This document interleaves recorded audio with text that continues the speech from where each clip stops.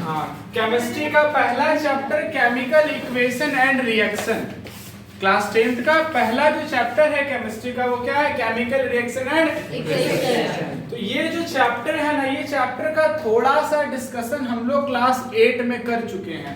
Chemical change किसको कहते हैं, फिजिकल चेंज क्या होता है, बस उसी के आगे हम लोग को इस चैप्टर में पढ़ना है।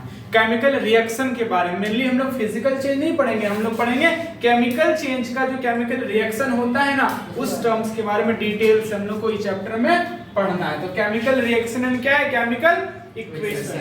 तो हम लोग अपने सराउंडिंग में बहुत सारा चेंजेस के बारे में देखते हैं, ढेर सारा चेंज हो रहा है, ठीक है ना। हम लोग आसपास अगर जहां भी देख रहे हैं तो वो कंटिन्यूअसली क्या हो रहा है? चेंज होते जा रहा है, होते जा रहा है, होते जा रहा है। अगर डेली लाइफ में अगर उठा करके देखें, जैसे मान लो किसी चीज को जलाना, कोई चीज को बर्न करा रहा है, तो बर्निंग क्या कहलाता है?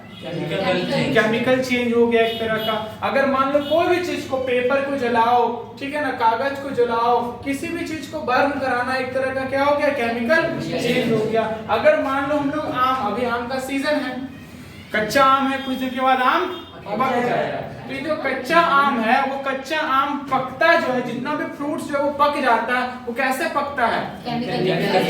उसमें केमिकल रिएक्शंस होता है, और उसी केमिकल रिएक्शंस की वजह से वो जो है ग्रीन कलर का जो है, वो ग्रीन कलर किसमें बदल जाता है? येलो कलर में बदल जाता है, या ऑरेंज कलर में बदल जाता है पक जाने के बाद। मतलब इसमें एक तरह का केमिकल क्या हुआ है? चेंज हुआ। क्या हुआ? एक तरह का केमिकल चेंज हुआ, ठीक है। केमिकल चेंज की वजह से हुआ। अब तुम लोग आगे जाकर के पढ़ेगा, ग्रीन कलर किसके वजह से? प्लांट्स ग्रीन क्यों होता है? क्लोरोफिल के वजह से। उसके बाद ये येलो कलर कैसा होता है? येलो कलर क्यों होता है? कैरोटीन्स हो गया, कैरोटिनॉइड्स हो गया, सब कुछ पिगमेंट पाया जाता है, उस पिगमेंट की वजह से उसका कलर जो है वो चेंज हो जाता है। तो हम लोग ये सब जितना भी देख रहे हो सब क्या है? हो गया कौन सा चेंज है? केमिकल चेंजेस है। क्या हो गया? केमिकल चेंज हो गया। जैसे जंग लगता है, किसी चीज में जंग लग जाना, जैसे जब नया नया रहेगा तो इस फॉर्म में रहेगा, लेकिन अगर हम लोग इसी चीज को क्या करेंगे, कुछ समय तक छोड़ देंगे, पानी में, धूप में, ऐसे ही खुला में छोड़ देंगे, तो जंग लग के कुछ ऐसा में बन जाएगा। तो जंग लगना भी एक तरह का क्या हो गया? जंग लगना मतलब रस्टिंग, और एक तरह का एक प्रोसेस को कहते हैं कोरोजन। तो रस्टिंग और कोरोजन दोनों क्या है? अलग अलग चीज है, अभी डिस्कस करेंगे हम लोग। कोई भी चीज में जो है जंग लग जाना ना, वो कोरोजन कहलाएगा, लेकिन आयरन में अगर लगेगा ना तो उसको क्या बोलते हैं? रस्टिंग। ठीक ना। सब क्या हो गया? केमिकल चेंज हो गया। हम लोग भोजन खाते हैं, हम लोग फूड खाते हैं, तो पता फूड हम लोग खा लिए, कंज्यूम कर लिए, तो फूड खाने के बाद जो फूड हमारे स्टमक में, हमारे जितना भी इंटेस्टाइन में क्या होता है फूड का डाइजेशन, एक तरह का डाइजेशन जो हो रहा है वो एक तरह का क्या हो गया? केमिकल चेंज, जिसको हम लोग क्या कहेंगे? Biochemical process. क्या है? Biochemical process. मतलब जितना भी चेंज देख रहे हैं सब सारा चेंज को क्या रिवर्स हम लोग कर सकते हैं? नहीं कर सकते हैं। अब हम लोग खाना खा लिए हैं और उसके बाद फिर बोलेंगे खाना हमको लाना है, तो जल्दी से खा लिए, फिर आ जाए खाना, ऐसा होता है कभी? नहीं ना होता है। तो ये सब चीज को फिर से रिवर्स हम लोग नहीं कर सकते हैं। तो हम लोग चेंज, इस सबको क्या बोलेंगे? चेंज बोलेंगे। तो चेंज को दो टाइप्स में बांट सकते हैं। पहला हमारे पास में क्या होगा?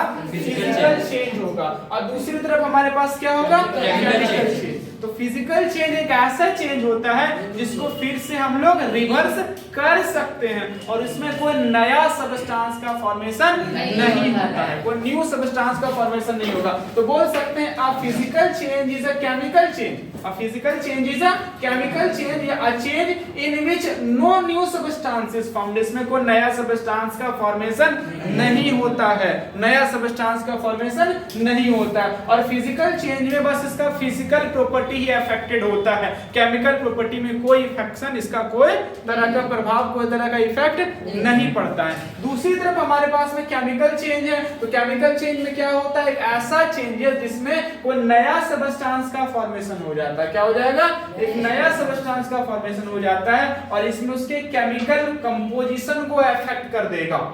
जैसे मान लो अगर हम लोग आइस को वाटर में कन्वर्ट किए, तो आइस से वाटर हुआ, तो बस उसका कंपोजिशन में कोई बदलाव हुआ? पानी था पहले, अभी पानी है, क्या उसका कंपोजिशन में कोई बदलाव आया है? पानी क्या अब इसमें कुछ मिल्क तो नहीं बन गया? पानी क्या HCl तो नहीं बन गया? पानी अभी भी H2O था और अभी भी H2O था, तो उसके फिजिकल प्रॉपर्टी में केवल परिवर्तन आया है, केमिकल प्रॉपर्टी में परिवर्तन नहीं आया। लेकिन इसमें टोटली उसका केमिकल प्रॉपर्टी ही बदल जाता है, कोई नया सबस्टेंस। मिल्क को जमाने के बाद क्या हो जाता है?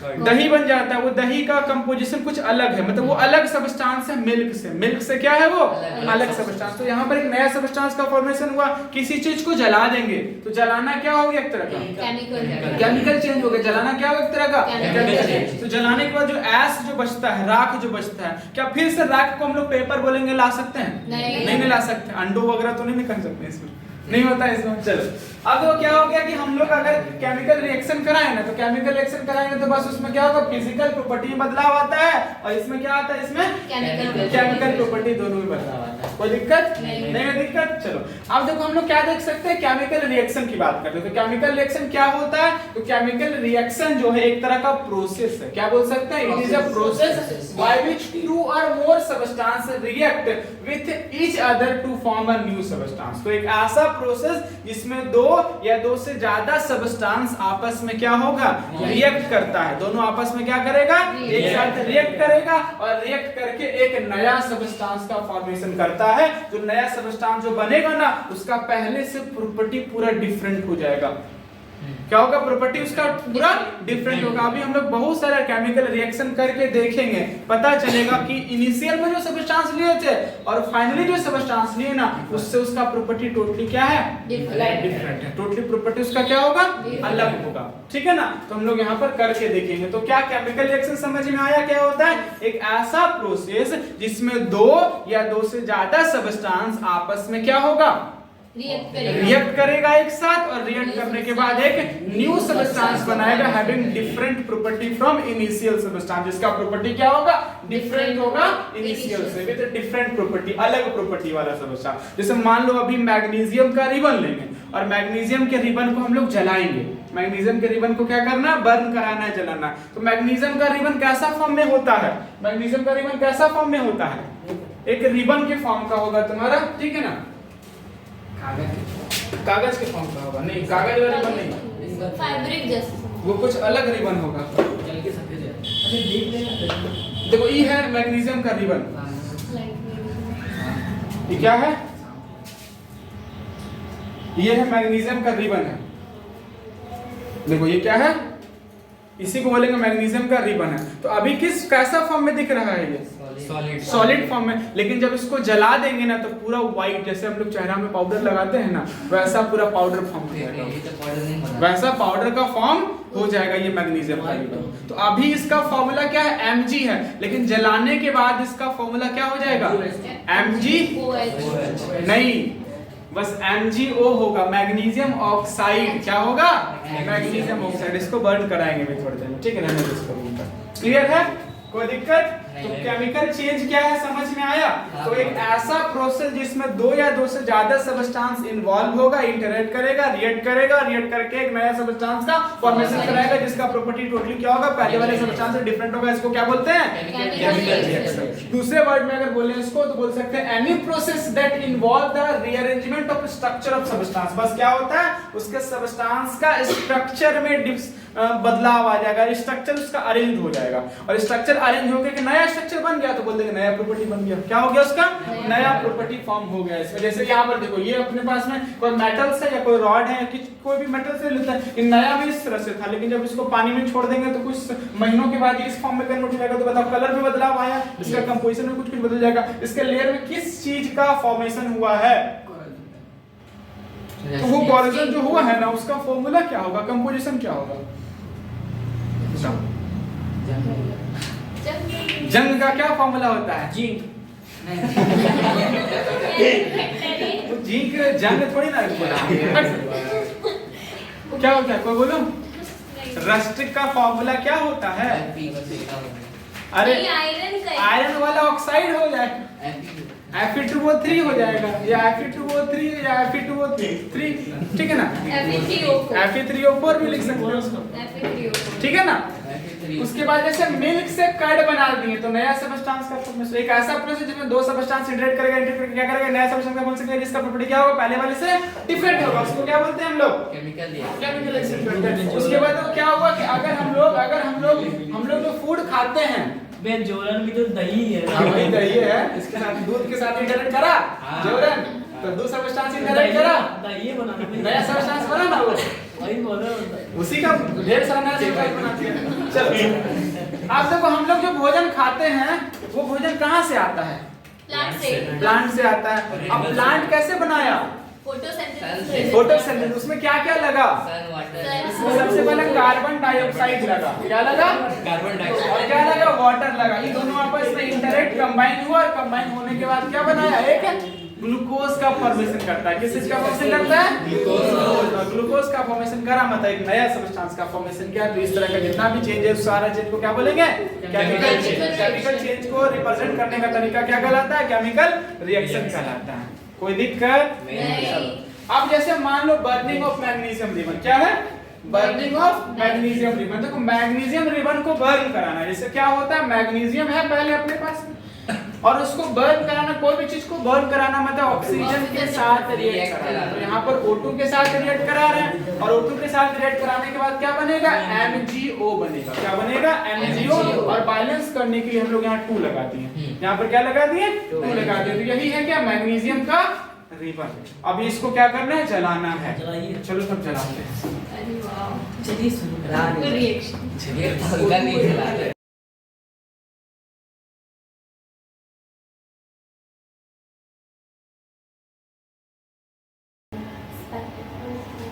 देखो क्या है? मैग्नीशियम का रिबन है, इसको बंद करें। इसको बंद करना है। पहली बार देखी।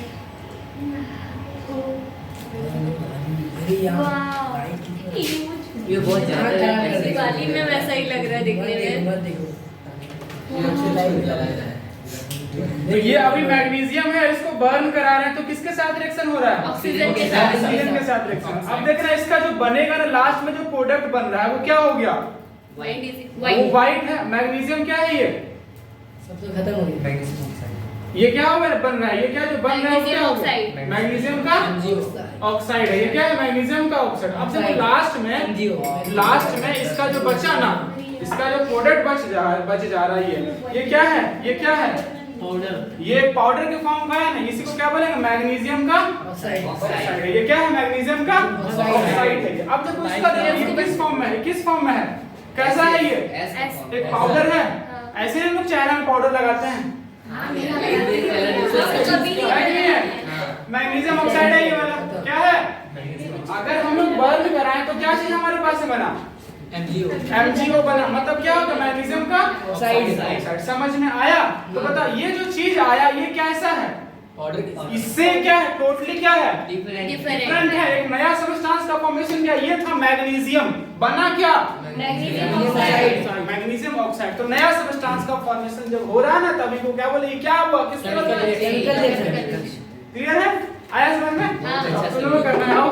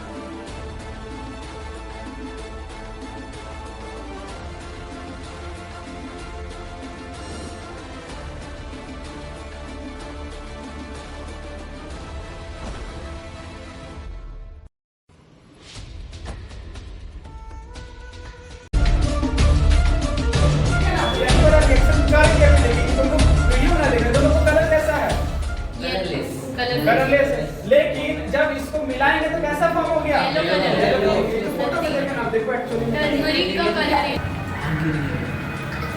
ठीक है, इसका कलर देखो कैसा है, कलरलेस और इसका कलर देखो कैसा है, व्हाइट है।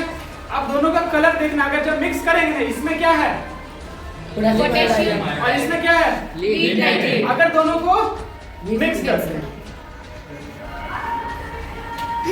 क्या हो गया, येलो कैसा कलर हो गया, पूरा का पूरा येलो। हाँ कैसा, White। तो कैसा है ये, हुआ कैसा, केमिकल रिएक्शन हो गया। केमिकल रिएक्शन हुआ। और ये जो चीज है ना ये प्रेसिपिटेट फॉर्म हो गया, क्या बन गया, Precipitate। मतलब अगर अभी हम लोग कुछ देर के बाद देखेंगे कि ऐसा रिएक्शन जिसमें प्रेसिपिटेट का फॉर्मेशन होता है ना उसको प्रेसिपिटेट रिएक्शन। तो किस चीज का फॉर्मेशन किया, येलो प्रेसिपिटेट फॉर्म किया, ठीक है ना। तो यही अगर हम लोग किसको, लीड नाइट्रेट को, अगर हम लोग सॉरी पोटेशियम आयोडाइड को लीड नाइट्रेट के साथ रिएक्शन कराएंगे तो येलो कलर का प्रेसिपिटेट का फॉर्म करेगा, कोई दिक्कत नहीं। और इसका रिएक्शन देखना है, हाँ भैया देखना है। हाँ। हाँ।